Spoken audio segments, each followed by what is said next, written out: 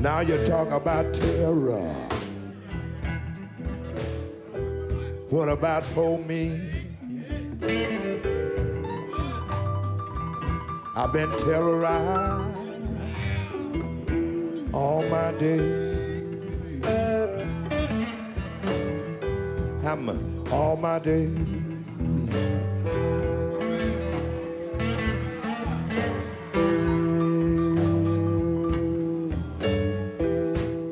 Boyah J. Farah fled the war in Somalia, arriving in the United States as a refugee with his mother and 7 siblings when he was 15.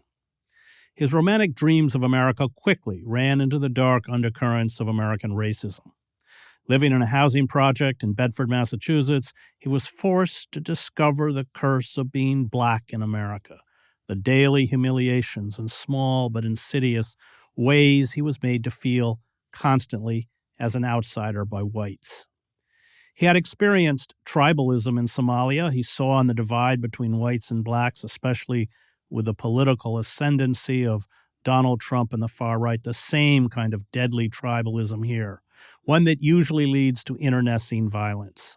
He watched as other Somali families succumbed to the poison of American racism, writing that although they had survived the war in Africa, America broke them and carried them off.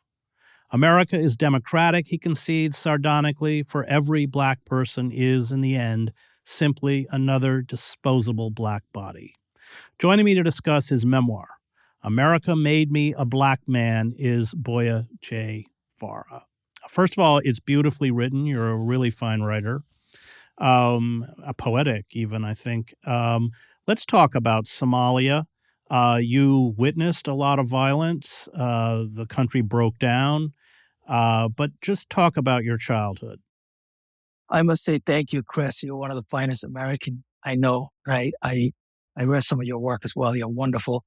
In 1991, right before we celebrate the arrival of the new year, a war broke down, and basically it was like a civil war. Families, turning into each other and weapons everywhere.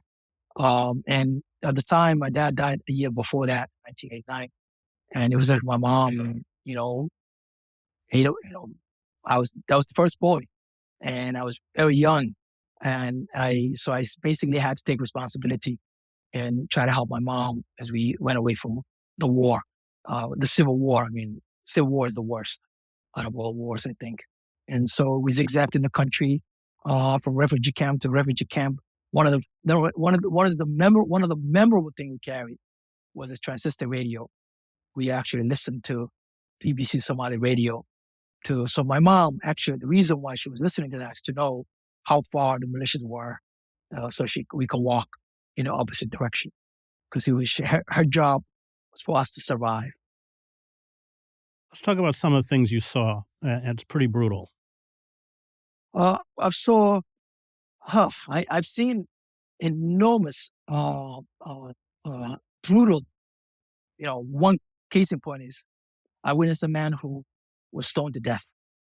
I've also witnessed a woman whom actually it was me and a guy named Omar that I write about it in the book. We were at the beach, and the reason why we used to go to the beach was we were incredibly hungry, and somehow when you go inside the water kind of changes your mood. It almost makes you forget about the hunger inside your belly. And in the afternoons, that's what we used to do a lot. And one day, a woman and a man were talking, and I guess something happened. I don't know exactly what happened. He shot her right there, and actually killed her. And no one actually got close to her body until the imam, at the end of that day, start telling the people that it is our responsibility to bury the dead. I witnessed that. I've also witnessed that guy who was actually stoned to death in front of us. And the last thing that was alive, as everyone walked away, was twitching ear. The ear didn't die, it was twitching. And that guy stays with me. One of your closest childhood friends was killed, a girl. Yes. She died in the war. Basically, as she was running away from the war, there was an ambush In the ambush, there were young people who were told that they were in the opposite side of the war. And they just basically killed everyone that was in the vehicle. So you're fleeing the violence. You end up in refugee camps. Is it 2 years you live in refugee camps? Is that correct? We zigzagged from refugee camp to the next for 2 years. I mean, Talk, really, talk, talk about life in the camps. the life in the camp was actually worse than the war. And in the war, we were on the move. We were in motion. We were running. When you're running, you don't really have time to think. You don't really have time to moan. You don't really have time to think. In the refugee camp, you have time to think. And when someone dies, you actually have time to moan. There were more people dying of dengue and malaria than anything else. It was just barrier after barrier every single day. TB. And I remember my job being, because we have no job, our job as young kids, young boys, was actually just to predict who's going to die tomorrow, who we're going to bury. And literally it's predictable. I remember 2 weeks before I left to the U.S., there was a dead body decaying right next to the tent that housed us as a hospital. I got malaria, so they took me to the hospital. Gave me I stayed there, and there was actually a dead body that nobody claimed for a few days without refrigeration. So it actually, the smell of it is something that will never leave me. Sometimes I remember when my nose picks up that kind of smell. It was actually a lot worse. The good thing is we were not running anymore. We were just stationary in one place, but people were dying of other diseases much more than the war. And you become part of burial parties. So you're 12, 13 years old, you're digging graves. Yes, that was a job that we had. And I mean, it was almost like when in the morning you get up and you watch the sun climb up. And at nighttime, when the sun goes down, you're sitting in the same place. And the mind decays. So, that was our job. And somehow when someone dies, you're participating in the burial, it's almost like a job. It's almost like an activity. It's almost like something to do. I know it's kind of weird, but, we expected it to die, so it's not like death was like drinking water, literally drinking water. It was like nothing. We were numb to it. And to get money, I before we went on the air, you told me you used to sell loose cigarettes, but talk about because your family's tremendously impoverished. Talk about what you had to do to get any amount of money to survive. My mother used to sell, she'll buy grain and rice and put a cup in it and sit right on the road. And so people passing by will buy, will buy the rice, or sometimes she'll have nothing to bring us home. To help her, I actually used to buy a pack of cigarette and sell single one to our fighters. And sometimes the fighters, I remember one time, fighters, sometimes they just put a gun to your face and, you just give it up. So that was actually my job, to sell cigarettes during the war. And also tobacco. I actually learned how to make tobacco, buy different chemicals, buy the tobacco. The cheapest one there is make the tobacco and wrap it up with plastic bags that I collect from the streets and sell it along with the tobacco, along with the new cigarettes. And that's how my mother put food on the table. So me and my mother worked together, survived. So you're a reader. That's a theme in the book. The other theme in the book is your father. You end the book with his death, and you write that he had, I believe, lung cancer, but he couldn't get proper medical care. Your father was also in the military. Let's begin just with the influence of your father, because that's pervasive throughout the book. Yeah, my father, may he rest in peace. It's kind of sad. Almost a lot of people that are in the book are no longer here. This book is to honor the dead. My father was in the war in Somalia army. He was also in the first rebellious group against the Marxist government, Sianbara's government. And so his influence on me was when I was first born. I think he expected me to be a fighter. And the way my father treated me and the way he treated his daughters were completely different. He wanted to prepare me for a life of hardship and struggle and war, and because his life was about that, and his father did the same thing. So my father prepared me for the war to come and the struggle to come. So a lot of the things that how he prepared me, he took me to a valley when I was really young, and the reason why is he wanted me to man up, completely become a nomadic warrior who has absolutely no fear except God. Well, there's also that scene at the end of the book where he's dying and you are hesitant, but finally you tell him you love him. And those were not words that had before passed between you. Yeah, because in the culture, in the Somali culture, um, you're not supposed to say I love you. Those words shall not be uttered. What you're supposed to show your love to your parents, by fetching the water, by rubbing their feet, by giving them money. I mean, something tangible is how you transfer love between Somali culture. So there was no way for me to look at him in the eyes and say, I love you. That's not going to happen. But when I knew that he was dying, it was not coming back. I knew it. So I want the last words to be, because I'm the last person that was there in the room as he was dying. And I confessed our love to him into the years to make sure that he understood that I loved him. Let's talk about reading. You write a lot about in Somali culture, poets are revered. I spent 7 years in the Middle East. That's also true in Arab culture. But talk about the power of poetry and its importance culturally and how it shaped you. I think the only thing I inherit from my father, may he rest in peace, that he's now living in the galaxy of the dead, is words. I didn't inherit anything else from him, but words. When he sat down with me and told me that, don't ever break your word. Don't ever, capitulate to anyone's. If you are high, you are the son. You are my son. Died with your words. Never break that. Nobody. Words are the link between him and I. And his father, what he inherited from his father was also words. So the reason why Somalia is still alive and is still doing okay after 40 years, and close to 40 years of war, is the poetry.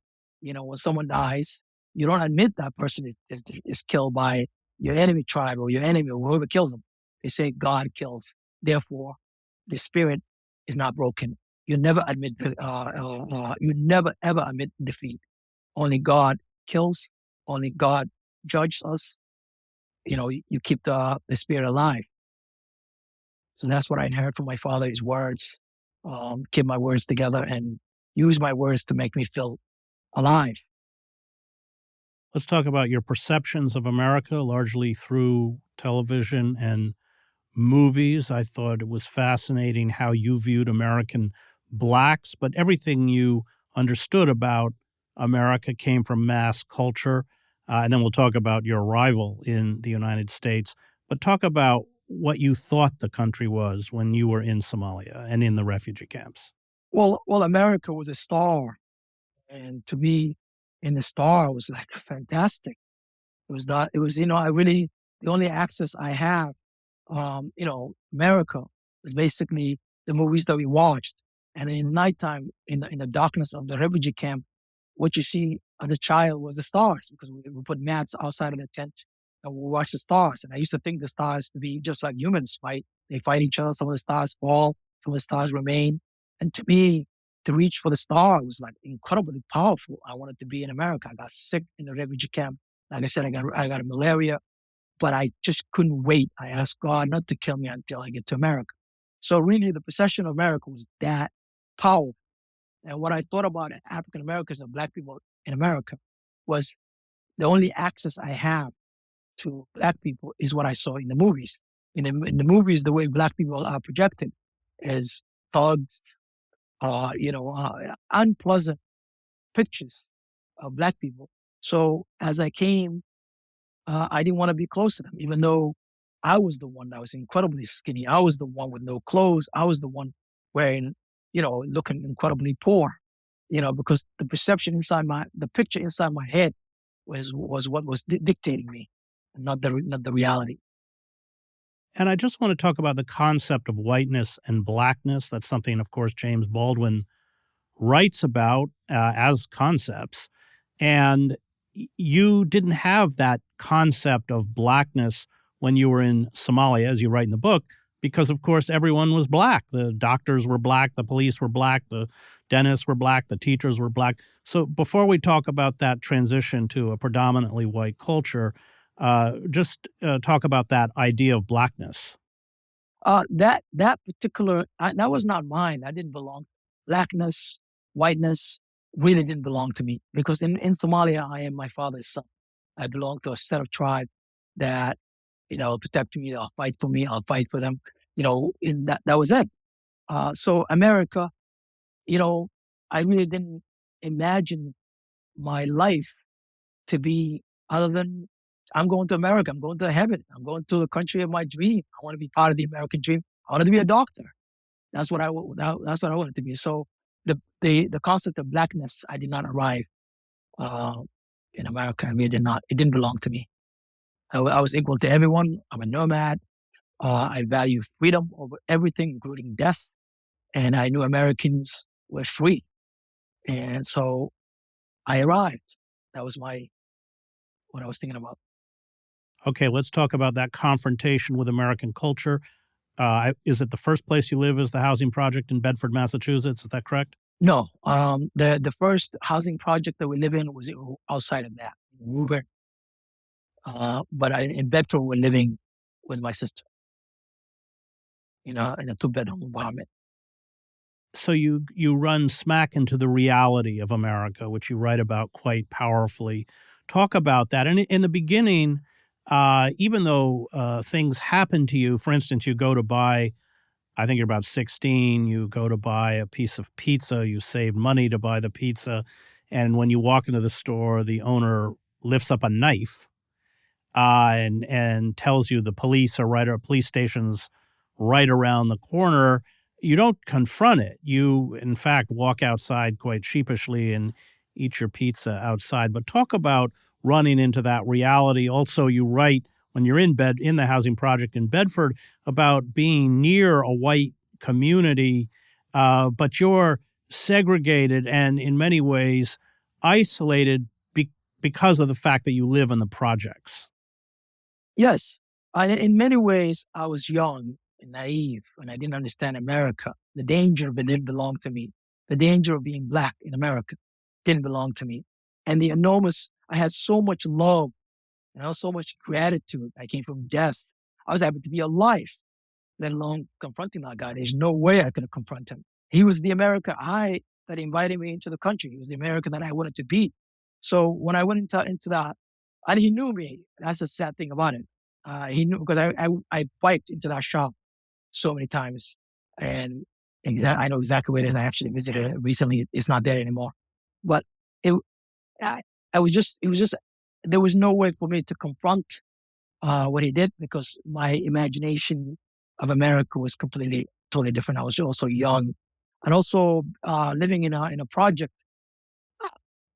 Once again, we were grateful, that we actually have hot water and cold water and food and a fridge, So a newcomers, when you came from a place that I came from, you have enormous love for America. There's no way that you realize what's happening to you is wrong, but where you came from is quite harsher.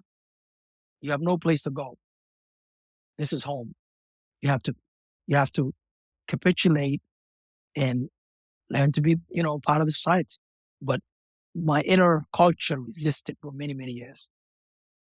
You write about going to college. You work for 10 years for a company where you run into kind of insidious racism in small and big ways from white co-workers. You open the book by talking about being stopped by police in a white neighborhood. It's quite a powerful chapter. Talk about that process of discovering, let's call it, the dark heart of America. Yeah, I think an immigrant life like mine is not an American until you get to drive. When you get to drive, you get stopped more frequently. And sometimes you already know that you're going to get stopped. I remember me and my brother driving on the opposite direction, a cop going the opposite direction than us.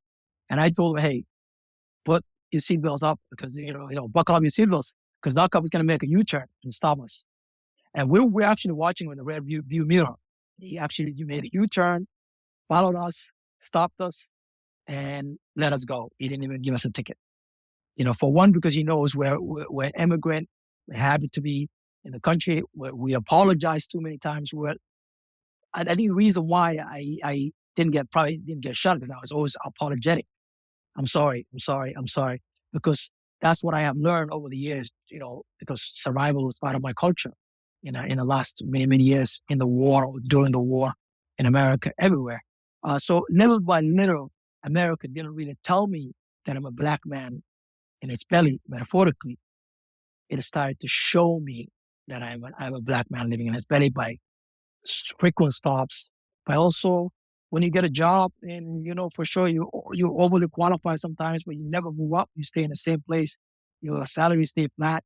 And actually, even though your salary stay flat, there's no way you can even keep that job. You're going to get fired. You know that for sure. You're going to get fired. And I denied that for many, many years because I was so grateful. Well, you talk in the book about you have a college degree, you get a job in a corporation, and the woman, at one point, they hire a woman who has just a high school degree and promote her. And even at one point she goes AWOL. She's not even at work for a long period of time. But just the difference between, and you have a close friend, it's quite poignant, one other black person who's working with you, who I think you went to high school with, who you have a long history with. But it begins to affect his health and your health, this constant stress, which you slowly become aware of. Can you talk about that? Yeah, I mean, initially I was watching Derek, I write in the book. I watch his life, and he's the Warner of America. He's the Noah of America. He's African American. I am an African American in the making. America is showing me this, so I'm learning through him that he tells me that his destiny is in the hands of America.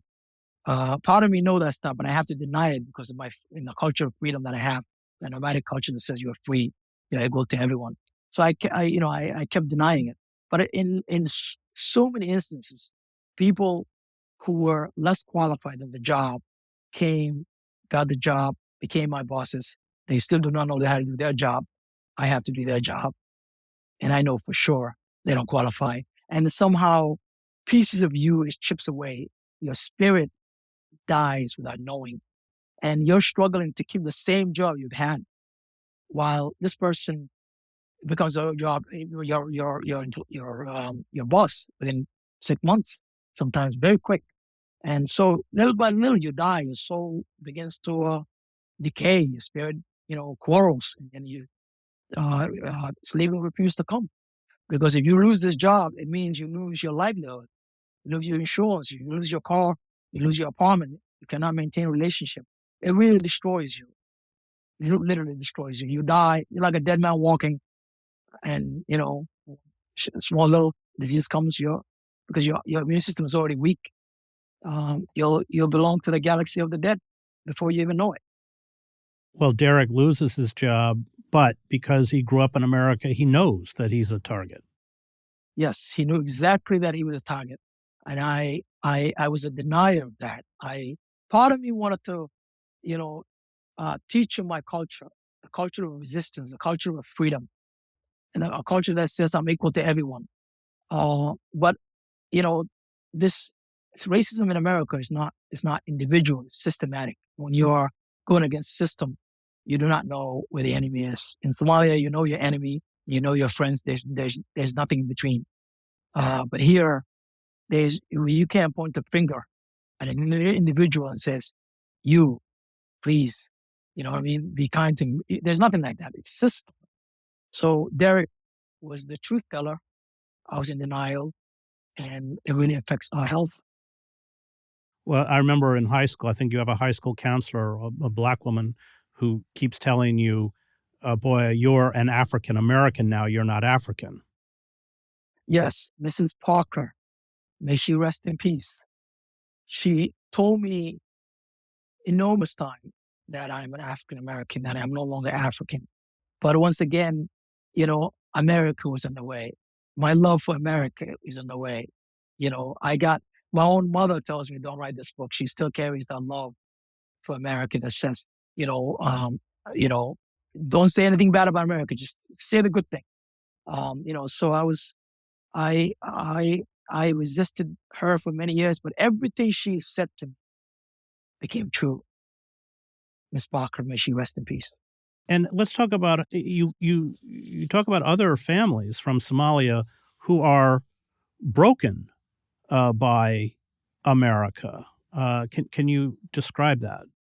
Yeah, we came from we used to live right across from each other in a white tent. There was about 10,000 white tents, you know, next to each other in Utanga refugee camp outside of Mombasa, Kenya. And I remember the day that our names were put out in front of the tent that we were going.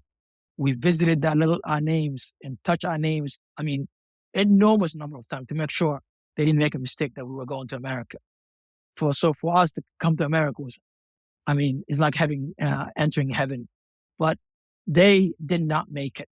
One succumbed to drugs, and the other one went mad. The one kills himself. The other one went mad, and the one who killed himself is actually the mother was. The cops asked the mother whether if she killed her son. But I just want to interrupt, Boyah, because this is after they come to America. It's not in the refugee camp. Yeah, no. We all came in the same plane.